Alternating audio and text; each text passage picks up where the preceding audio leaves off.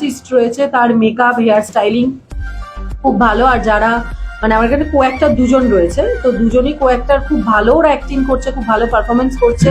আর খুব ভালো মানে কি বলবো, মানে এত ভালো একটা বন্ডিং হয়ে গেছে। ফার্স্ট টাইম আজকে দেখা হয়েছে, কিন্তু আমাদের সেটা মনে হচ্ছে না, আমাদের যেন মনে হচ্ছে যে আমাদের অনেকদিন ধরে পরিচয়। এটা হলে কি হয়, খুব ইজি হয়ে যায় কাজটা করা। নমস্কার, আমি এখানকার ক্যারেক্টার হচ্ছে রাহুল।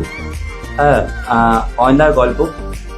আর অয়নদার গল্প বেসিক্যালি ভালোই হয় আমি যতদূর দেখেছি। আর দীপ এর সাথে আমার এটা সেকেন্ড কাজ, খুব ভালো লাগছে।